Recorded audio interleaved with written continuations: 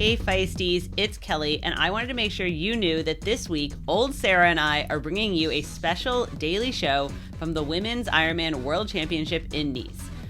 Your regular podcast on our break this week, then they'll be back. But we, in the meantime, will have all the news and interviews from the ground here in France, and you can sign up for our short daily newsletters, enter the giveaway from our sponsors, now worth over $3,000, and you can RSVP for our underwater photo shoot and shakeout run at the link in the show notes or feistytriathlon.com/not here to play nice. And of course, get your not here to play nice shirts. Because why are we here? We're here to swim, bike, run, race, but we are not here to play nice. Pre-race Kelly. day. You were thinking. It is the day before the race. Mm-hmm. We are still here in Nice. We had our final day of the pop-up shop this morning. We're almost out of shirts. You can find us during the race, and we might have one for you. We might have extra shirts in our backpack if people really want them. Right. We saw Daniela today. We met with Scott DeRue, the new CEO. So we've got a great episode coming out. We do. But it's funny pre-race day, obviously for athletes, like, you know, they're counting down to like this is like one more sleep and all that. The operations team, you run into them and they're like 22 more hours to go. Yeah. Literally. Someone said that to us. They did. So we're all, you know, feeling a little tired. In terms of race day, like, it has stayed relatively cool, which is nice. So it is almost definitely, like, I can almost guarantee it's going to be a wetsuit swim. For the age groupers, yeah. not for the pros. But then when we saw Jimmy Riccatello, he seemed to be saying it was kind of on the line for the pros even, too, like, which is crazy. Yeah. But that means that, like, yeah, it's going to be a wetsuit for the age groupers. I'm sure some people will be happy, some people will not be.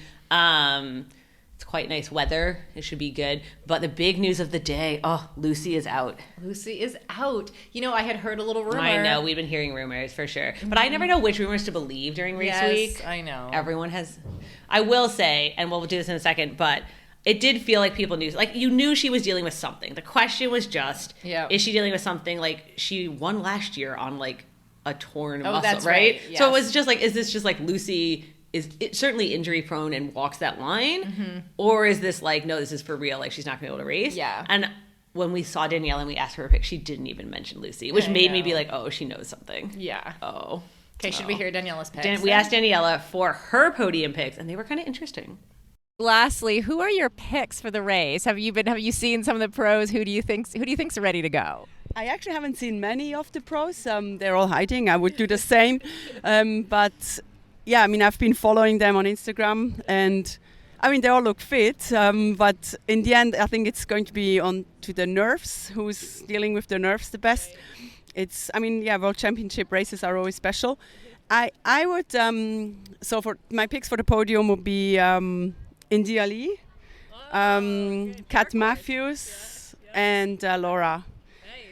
Even though, of course, Anna Haug with her performance in Rov is in absolutely top shape. So, yeah, I see her also doing well. But yeah, I think in the end, it's a question like how much how much energy and also how much your body is going to suffer on that bike course, and that will make it interesting on the run. Also, Lucy first time defending the title, so it will be a bit more pressure and. It'll be interesting how she handles it.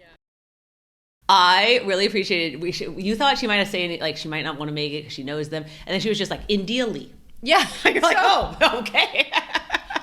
So I realized we just did the thing that we did before, where we just assume everyone knows who Daniela is. Sure. So in case you're new to triathlon, right, or like you just don't Daniela, like we're best friends. Daniela is a 5-time Ironman World Champion, 5-time 70.3 World Champion. So she knows her shit, and she knows how to identify an athlete who could win. Right. And you're right to your point. I almost like jumped when she said India Lee because I was expecting. Like a Laura or some of the other, like an Annie. Sure. I was not expecting that. And she did notably leave Lucy Charles off of She her did. list. Even like she got onto Annie, like, yes, she was like, Anne will do good, Anne Hogg will do good, Laura Phillip for sure. We talked to Laura last night too. And like I do, like Daniela like does kind of know Kat Matthews a little bit, so I like leave her on all that. But yeah, and obviously India Lee's been my dark horse pick all week. Like people keep forgetting that just is it's not, yeah, it is her first world championship. Yeah. So it's like, it's a little under the radar. Yeah. Yeah. She's your dark horse. She's not even Daniela's No, dark she's like horse. her first person she goes I'm with. like, okay, what do you All know right. that we don't? You're like, over yeah. there? We did, we went down again to the triathlon store, which is like, I feel like it's where everyone does their events here, to talk to Laura Phillip last night. Who's apparently a big Feisty fan, loved the shirts. And she loves your newsletter. She loves the newsletter. Oh yeah, Daniela loved the shirts too. Yeah. Just all the pro Daniela women. made a great comment about the shirts that not here to play nice was like a kind of one of her mottos. Yeah, like that it's like what she like. She's like, when I go to race, I'm not here to play nice. Right. Like, excellent. Excellent. It's like relating to the top people. There you go. You know? Oh yeah, because they're But what I did ask Laura, and we have it up on our social, but like I asked her what it was going to take to win, and she, instead of doing the like, oh, I'm just going to try my hardest, she was like, this exact strategy. Yeah. Like, It was a good strategy too. We posted it on Instagram. Yeah. It was like, if you're here at the race, go watch Laura Phillip's advice about how to take on the race. But she, I think that one of the other things she said when I was like, well, are you going to win, was like, this course is an opportunity for her. She's like, this is like an opportunity for, this could be my one. Right? Okay, like, that's well framed. Yeah.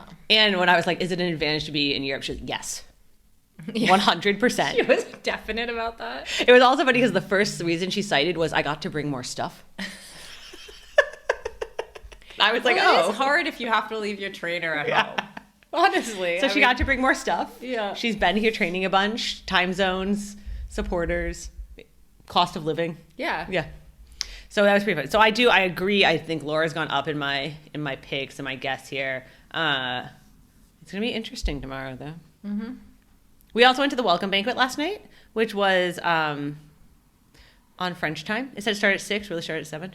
It started after 7. Fortunately we didn't get there early. I did like the presentation. Like the dancing was good. They had a, what do you call it when they're the ribbon? An acrobatic ribbons guy. thing up in the air. Yeah. He did stuff. And some dancers who did a variety of different genres. Too. Yeah, they danced in a helmet, a bike helmet. There was a whole series of dancers. One was dressed as a swimmer, one was dressed as a runner, one was dressed as a biker, and they did part of their dances dressed as... I felt sorry for the one who had to wear like the TT helmet and like the hilarious giant glasses, you know? But they also... So at the Hall of Fame, the night before, they had honored Fernanda Keller and Kathleen McCartney were inducted into the Hall of Fame. Yeah, I'm not going to go into their whole stories because they're quite long. They like Fernanda did what, like 28 world championships and won 14 top 10s in that time. That's like insane. She was third 6 times. Can you imagine being third in Kona 6 times? It's nuts. And she was a pro, I believe, until she was 50, maybe late 40s.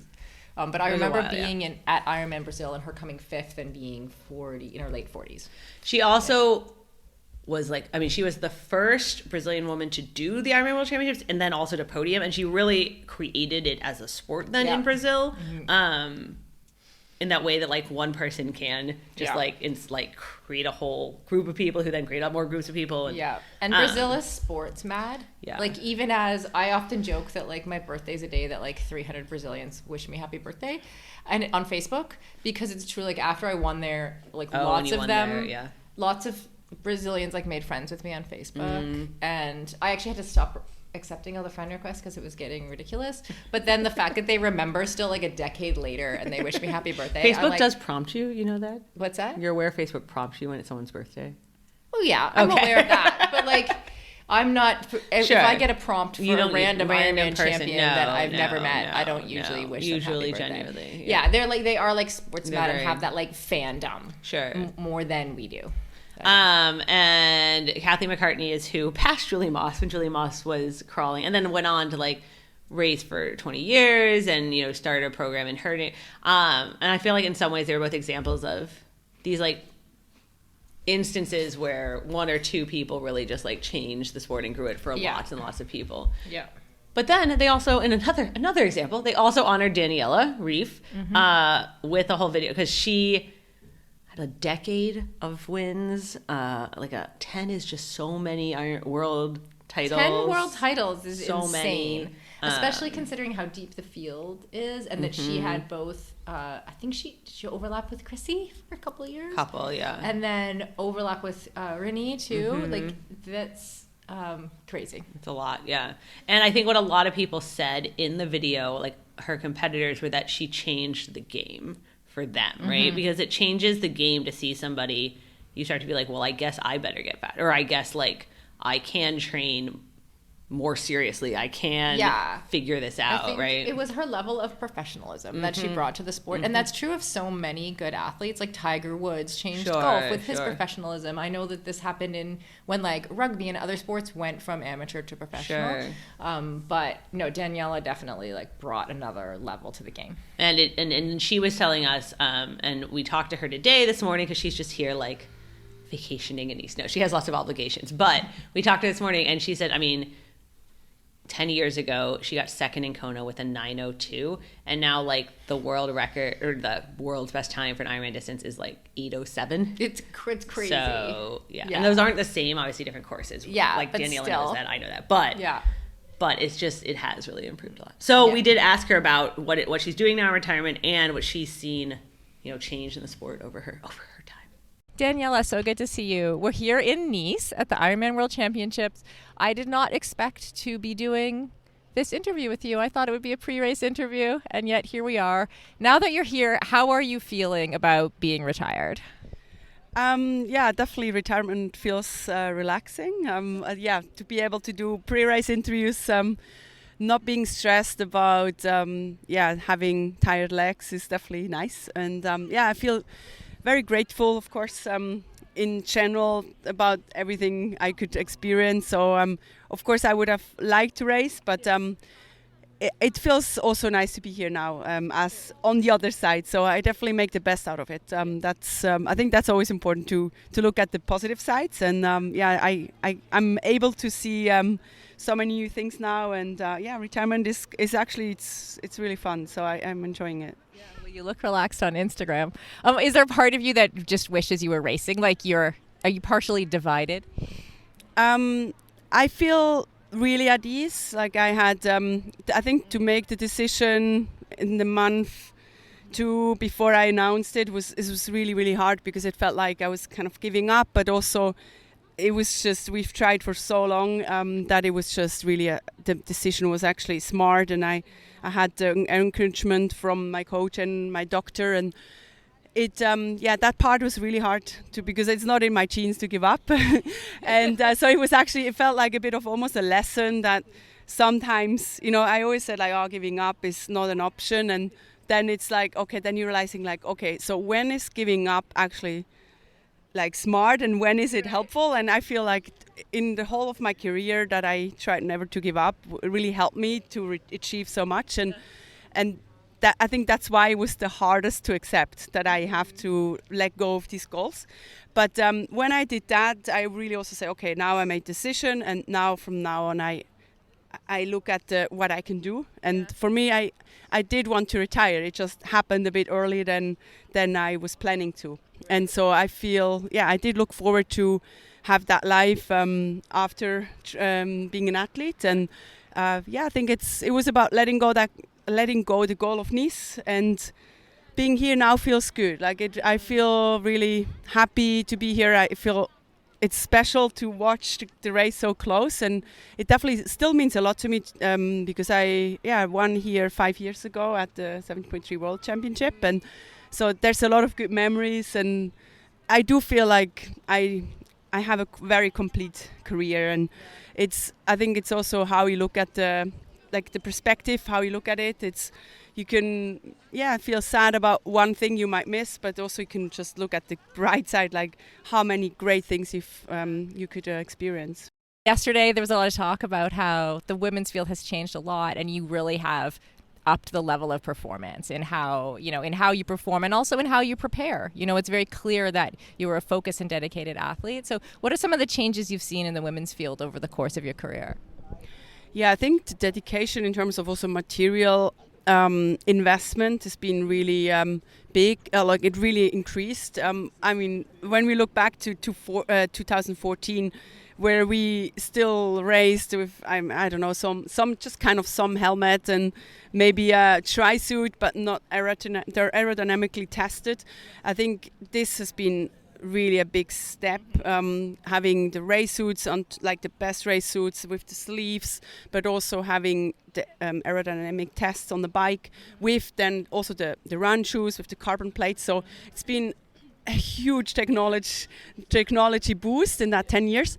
But yeah, I think also we definitely pushed each other. And I mean, they said they worked harder because of me, but I also worked harder because of them. Because I mean, Lucy came in 2017, and she wasn't shy on telling everyone that she wants to win, and that definitely made me realize, okay, there's other people who want to win, and I worked hard as well to stay in advance. And I think like 2014 really showed me what's possible on the run, and that motivated me to work really hard as well. And I think it's been, I think I think everyone who's racing at the moment, they're really inspiring women, and I think it's nice to see that we could really inspire each other to do better. And it really, the field is getting better. And we had 2014, I got second in Kona with a 9:02 or so, and now the world record is coming close to 8 hours. So that's just in 10 years.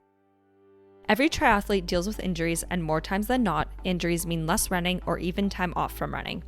This is where Lever comes in. Lever uses a skeleton frame and elastic cord that you can build yourself and fit onto most treadmills. The system holds you slightly above the treadmill, allowing you to move under partial body weight support.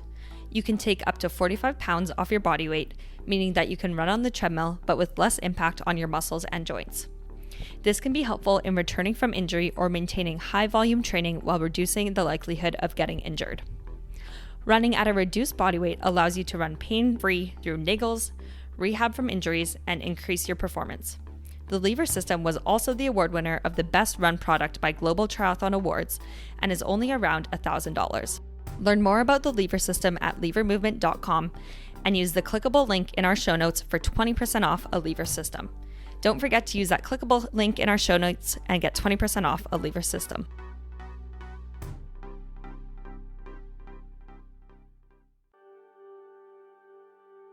Triathletes everywhere trust Precision Fuel and Hydration to help them nail their race nutrition, including top athletes racing in Nice like Fenella Langridge, Danielle Lewis, and Jocelyn McCauley. Precision is also the official hydration partner of the 2024 VinFast Ironman World Championship in Nice. You can use their free fuel and hydration planner to get a personalized strategy for your next big race, including advice on how much carbohydrate, sodium, and fluid you need to perform at your best. They have a range of gels, chews, and drinks that make it really easy to hit your numbers. Plus, you can book in for a free video consultation to discuss your race nutrition plan and get your questions answered by a member of their friendly and experienced athlete support crew. Feisty podcast listeners can get 15% off their first order of fuel and electrolytes with Precision Fuel and Hydration. Simply use the code FTP15 when checking out at pfnh.com. That's the code FTP15 when checking out at pfnh.com for 15% off.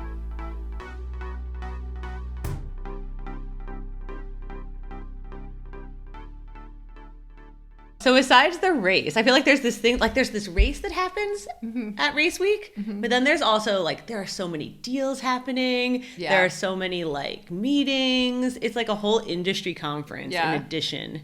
I've sort of stayed away from that. Like, a couple of years ago, I would be in there like schmoozing with the best of them. This time I've avoided it. Well, I've had too many content creating jobs. We've had a lot of content, but you know how I was telling you how when I ran triathlete, like it was very much like we have these stories to do, we will do these stories, and I didn't go to the banquet because I didn't care about like the vibes, right? Like that was not my like my job was the meetings part because I was in charge, but it was like it wasn't like let's see what the banquet like what is changing in the culture of Ironman. Although I want our people to tell us, like, do they like that we bring them the vibes?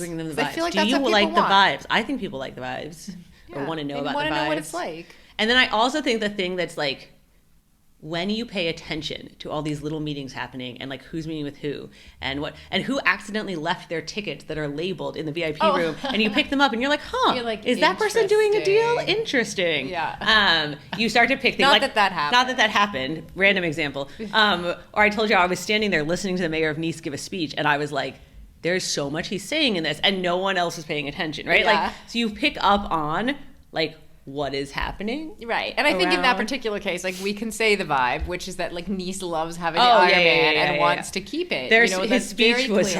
His speech was like, this was an amazing innovation to bring the Ironman World Championships here. Like, and honestly, like because we saw 2 other people from Nice give speeches, but they were in French, but they had the same vibe. Same similar like thing, they want, that's obviously their party line is, we love this so much, please stay here. Please stay here. And and they originally said, even when they announced this, that it was only a guaranteed contract for 2 years, even though they announced 4 years, like that was like kind of an option to pick up.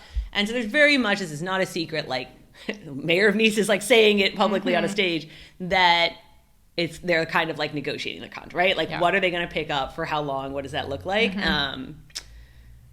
So yeah, I don't think I have an answer because I don't think they have an answer, but everyone has an opinion right now. Yes. A lot of people do. But we went to the top. To try to see what the top was thinking. We went straight to Scott DeRue, the new CEO. Ironman CEO. And he started in January. So this is his first, well, we talked to him, but this is his first World Championship event. And he's definitely also making the rounds, also doing a lot of meetings. I think he's talked to a lot of people. I talked to a lot of people. Probably around, he started in January. So when would that have been, like April-ish maybe? I talked to him, or March. For about an hour, actually, and I find him quite personable. And that's what everyone keeps saying. Yeah. And so we went back to talk to him today. Okay, Scott DeRue. I hear this is the first time you've been to an Ironman World Championship. It is. It's my first Ironman World Championship. I could not be more excited. The athletes are ready. The energy is buzzing. The town of Nice is on fire. I'm so excited. Cool. And what are your impressions? I mean, the first one, and it's like a women's world championship, right? Are you? What are you expecting for race day? Historic performances.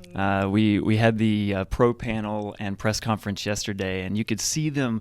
Nobody wanted to give away too much strategy, too much tactics, but the energy is there. And our age group athletes, 1,400 age group athletes from around the world, 65 countries, from the age of 19 to 72, coming together with one common dream. It's just, I'm super excited. And you're an athlete yourself, right? I dabble. I like to describe it as I climb things and run across things. So mountaineering and trail running and ultra is my background, but I'll be doing my first triathlon in a few weeks, and I'm pretty excited. Oh, which one are you doing? I chose the 70.3 in Wilmington, North Carolina.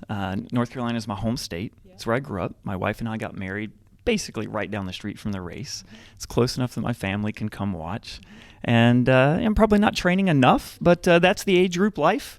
And but I'm super excited. Well, maybe one day you can qualify for the Ironman World Championships and be here with the other athletes. Is that a dream of yours? That would be a dream come true. Somebody asked me the other day if I would, race in the World Championship, and I said only if I qualify. Hopefully maybe one day. Okay. And I don't know how much you can say about this, but there is a lot of chatter. Our community talks a lot about like the 2 days. I think a lot of folks in our community love like having the women having their own day and their own race. Do you think that will continue into the future? We're super excited. So I've been here for 8 months, and certainly the Split World Championships, the Kona and Nice, it's something that a lot of people have really strong opinions about, and I'm listening to all of those. But the one thing that I will say is we will be athlete first in everything we do, and that includes how we design the World Championships for the long term, and so. Our athletes, I know they're really excited with the Women's World Championship being here in Nice. Last year in Kona was amazing. I didn't have the privilege of being there, but hearing the stories and how inspiring all the performances were. And so, look, we're really excited about the future, but the commitment is we will be athlete first in everything we do. Cool. And what are you hoping for race day? Like, who do you think is going to win this thing? I think there are actually 5 to maybe 8 athletes that everybody's talking about as having a legitimate chance to win. And I don't know that I have a pick, But I'm super excited. Well, you can't have a pick? I could, but no, I think there are so many athletes that have had amazing seasons leading up to the World Championship. Sitting there at the pro press conference yesterday, I don't think they know what to expect. Right. And many of them haven't experienced this course before, and they certainly haven't experienced each other on this course. And so if we were in Kona or any other location, they would know, like, how's this person going, like what their strategy is, what their tactic is. There's more uncertainty, which creates a lot of drama and intrigue around the race. And so I think we would be fooling ourselves if we knew who was going to win, because I don't even think they know what to expect at this point. Right. And what is your advice for age group athletes who are racing out there? They've already won. They're making the start line. Their journey to get here is extraordinary, and they each have their own story, their own journey, and that's what makes this sport so inspiring and so unique. They've already won. My advice would be enjoy the moment. Enjoy the moment. You will, as soon as you cross that start line, all the preparation that you've done, you're ready. So now just enjoy 2.4 miles of swim and 112 miles of bike and 26.2 miles of run. It'll be fun. Yeah, so obviously in that clip and in the, publicly, he's certainly not going to answer is the race coming back here? Mm-hmm. Will we have a 2-day all women's event? Like he's not saying yes or no. But he's having lots of meetings. I think it is like an secret's not even openly known. It's an open question. That they are figuring it out. The future of the World Championships is an open question in terms of location, in terms of the 2-day gender divide thing, right. In terms of whether you're splitting those 2 days between 2 different countries, or if you're trying to have it in one country on one location, I should say, in 2 different days. Yeah. I think that's well known that whole process is still and it's shouldn't we, what should we do? Sure. And I think it's interesting in some ways that we're kind of already I don't know, did it work? We're not even through one cycle. I know. And then I was and we had a long conversation with him about endurance sports and how Ironman fits in that and what's growing and what isn't. And I was saying, I've been seeing all these headlines that are numbers are up, right? Numbers. And you're compared to 2020 or 2021, no one did any race. So I think there's it's a little hard to me right now to make some definitive statement about this did or didn't work. Yeah. Because it's been a weird last few years. It's not a normal last few years. Yeah, exactly. I find the idea of not continuing to give women equal opportunity at the World Championship very challenging. It's hard for me to imagine that it's possible to go back on that because that's how sport works. In our culture, we think that women and girls should have equal opportunities in sports. That's just generally what we think and what we think is good and right. And so it's hard for me to imagine how they continue to create that if it goes back to Kona, or I don't know, what are the other options? Yeah, I mean the other options are 2 days here, I think, or 2 days somewhere else, and 2 days. And I'm fully aware operationally that 2 days, one's men's day, one is hard because you have to have a day to turn it over because of when they finish and when they start. So I'm not saying I have an answer to that. I also agree though, part of me. And I knew, obviously we knew that we were always going to, that this was always an experiment and we were always going to be back here to see, did the experiment work? Yeah. Part of me is also oh man, didn't we decide this already? Didn't these conversations happen 10 years ago? Right. And then I do personally believe that the conversation has moved on in the world. Not in triathlon. I'm not saying 55-year-old tri-dudes have moved on. They have not. But I think the conversation in the world has moved on, and I don't think at this point you can convince 27-year-old women that a sport is for them and that they should do it, and tell them. And they're 25% of the field or 30% of the I just think they won't do it. I don't think they're going to sit there and argue with you on Slow Twitch anymore. That's not going to happen. They're just going to go and do something else because there are a lot of things you can do right now in the world. Can you imagine? Do you remember when the Boston Triathlon had that challenge where there was too much crowding at certain points of the at The near marathon? the start. The marathon. Sorry, Yeah, what did I yeah, say? triathlon. Oh, sorry. I meant the marathon. Where there was like a lot of crowding because there were so many people. Like imagine instead of, you know how, and then they split it into like starting in 5 different places. Yes. And the women now start like really early so they get their own clean race Yeah, course. yeah, Like they yeah, came yeah. up with this really nice solution. Sure. Can you imagine instead the solution was like, well, let's just give women 30% of the spots and men 70% of the spots. Like, what? It's hard for me to imagine going back and not just like on a personal level, it's hard for me to imagine that succeeding as a business initiative.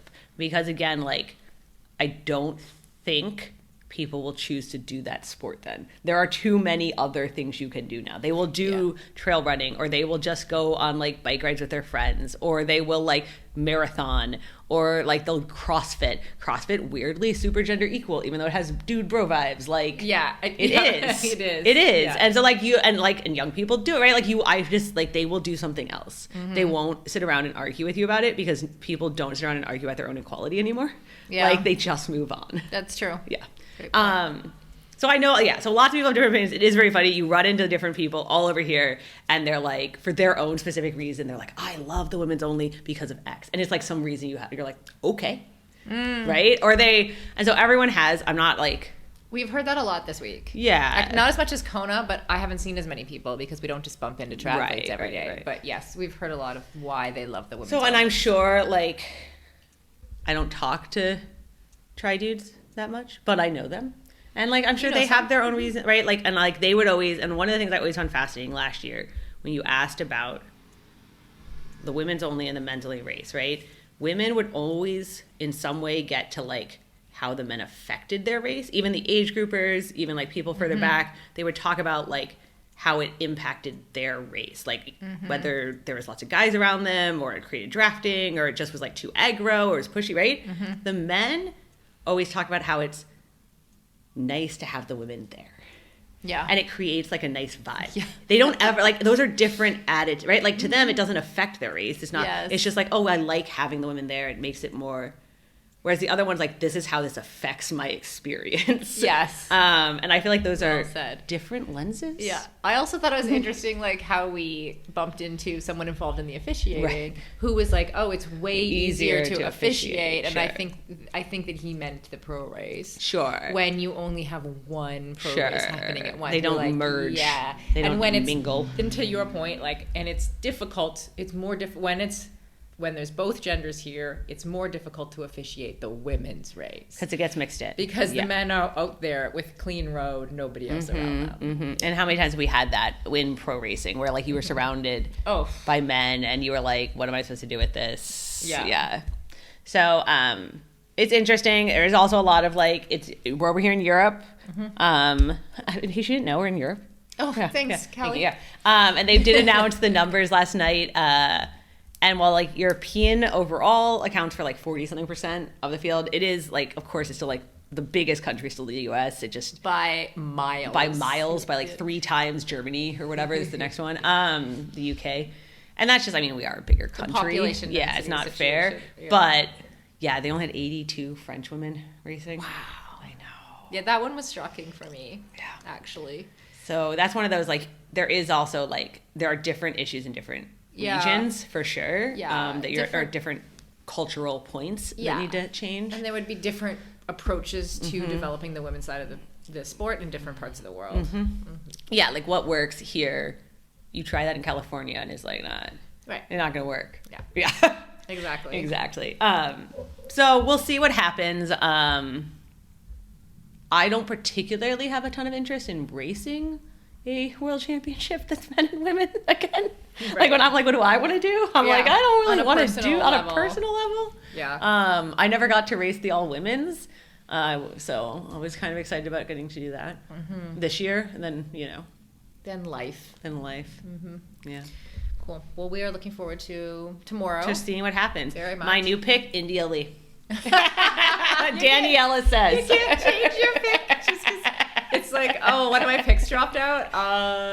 Adding in India Lee. Obviously, my pick was Lucy, and it was on the caveat that even if she's slightly hurt, she will put herself in the hospital. Right. Apparently, maybe she's grown as a person, and isn't going to do that. Or maybe she's really hurt. Yeah. If we get to change them, I might put Laura Phillip up a little higher. No, Laura's probably up there now. Yeah, after you guys talked to her last night, it's like feeling the vibes. She's feeling the vibes. She's relaxed. She is actually relaxed. Yeah. So it'll be good. It'll be an exciting race. Lots of unknowns, which is always sort of exciting for a championship race. So. And we're taking a break from podcasting tomorrow. Right. We'll be watching the race, but we won't be recording because everyone will be watching the race live. Yeah. There's no point in us recording halfway through. And then the following day, we will have a recap episode. We'll have a post-race. We will have interviews with the athletes post-race. We're trying to figure all that out with the French barricades. And then we will have a post-race episode, interviews up on our social. If you're watching, if you want to watch the race, globally it's Ironman YouTube or proseries.ironman.com. In the US and Canada, it is only Outside Watch. So go and sign up for an account right now. And then, we will see everybody on Monday morning.